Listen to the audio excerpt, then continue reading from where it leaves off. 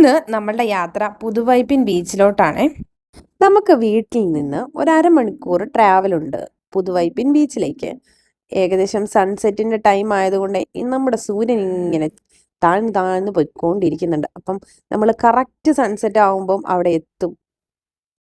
ആ സന്തോഷത്തിൽ നമ്മൾ അവിടേക്ക് ചെന്നപ്പം ദാ കിടക്കുന്നു മൊത്തം മഴക്കാറൊക്കെ വന്നിട്ട് നമ്മുടെ സണ്ണങ്ങ് മറഞ്ഞു പോയി. എന്നാലും നമ്മുടെ പിള്ളേര് നല്ല ഹാപ്പി ആട്ടോ. ഐശുവിനും ആമിക്കും പിന്നെ വെള്ളം കണ്ടാൽ പിന്നെ വേറെ ഒന്നും വേണ്ട. അപ്പം അതിൻ്റെ എക്സൈറ്റ്മെൻറ്റിലാണ് രണ്ടും വണ്ടിയിൽ നിന്ന് ഇറങ്ങുന്നത്. അങ്ങനെ രണ്ടും കൂടെ ട്വിൻസ് പോലെ ഉണ്ട്, ഒരേപോലെ ഡ്രസ്സൊക്കെ ഇട്ടിട്ട്. അവിടെ വന്ന് 2-3 പേര് ചോദിച്ചു ട്വിൻസ് ആണോ എന്ന്. അപ്പോഴാണ് അവരുടെ കണ്ണിൽ അത് പെട്ടത്. എന്ത് പട്ടം! പിന്നെ ബീച്ചിൽ ഇറങ്ങുന്നേക്കാളും മുന്നേ അവൾക്ക് പട്ടം പറത്തണം. അപ്പം നമ്മുടെ റിയൽ ആയിട്ടുള്ള കുട്ടിയുണ്ടല്ലോ, നമ്മുടെ അപ്പ പിന്നെ പട്ടം പറത്തലിലേക്ക് കടന്നു പിള്ളേരെയും കൊണ്ട്. അപ്പം ഞാൻ പറഞ്ഞു എനിക്കും കൂടെ ഒന്ന് പറത്തണമെന്ന്. അപ്പം എനിക്ക് കുറേ അധികം ചോദിച്ചിട്ടാണ് ഒന്ന് തന്നു. എന്നെ ഒട്ടും വിശ്വാസമില്ല, കാര്യം ഞാനത് പറത്തി കളയുമെന്നും പറഞ്ഞ് ചോദിച്ചിട്ട് എങ്ങും തരുന്നില്ലായിരുന്നു. പിന്നെ കുറച്ച് നേരം അവിടെ പട്ടം പറത്തിക്കൊണ്ട് നിന്നിട്ട് നമ്മൾ നേരെ വെള്ളത്തിലേക്ക് ഇറങ്ങി.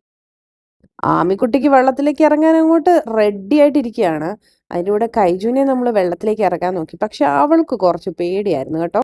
അവൾക്ക് യൂഷ്വലി വെള്ളത്തിലിറങ്ങുന്നത് ഭയങ്കര ഇഷ്ടമുള്ള ആളാണ്. പക്ഷെ എനിക്ക് തോന്നി ഈ തിരക്കും ബഹളം എല്ലാം കൂടെ കണ്ടു കഴിഞ്ഞപ്പോഴത്തേക്ക് ആള് കുറച്ച് പേടിച്ചു. ഇതേവരെ ഇല്ലാത്ത തിരക്കാണ് പുതുവൈപ്പിൻ ബീച്ചിൽ. കുറേ അധികം സ്കൂൾ കുട്ടികൾ ഉണ്ടായിരുന്നു, അല്ലാതെ തന്നെ കുറേ തിരക്ക്. നമ്മൾ ഇതേവരെ വന്നിട്ട് ഇത്രയും ബിസി ആയിട്ട് നമ്മൾ ബീച്ച് കണ്ടിട്ട്. പിള്ളേരങ്ങ് തകർത്ത് തിമിർത്ത് വാരുകയാണ്.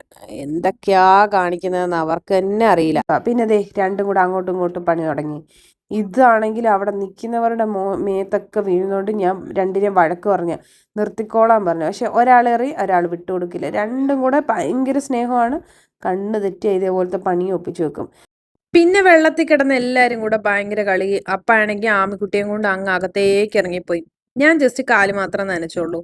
എൻ്റെ കയ്യിൽ ഫോണും കാര്യങ്ങളൊക്കെ ഇരിക്കുന്നതുകൊണ്ട് ഇറങ്ങാനും പറ്റില്ല. പിന്നെ നമുക്ക് അവിടെ ഡ്രസ്സ് മാറാനുള്ള സൗകര്യവും ഇല്ല സ്ത്രീകൾക്ക്. അപ്പായും മകളും കൂടെ കുറച്ച് അങ്ങ് കടലിന്റെ അകത്തേക്ക് ഇറങ്ങി പോയിട്ടുണ്ടായിരുന്നു. ഞാൻ കുറച്ച് സൂം ചെയ്തെടുത്തതാണ്. അവർ രണ്ടും മിക്കവാറും വരുമ്പോൾ ഇതേപോലെ ഇറങ്ങി അങ്ങ് അകത്തേക്ക് പോയി ഭയങ്കര വെള്ളത്തിൽ കളിയാണ്.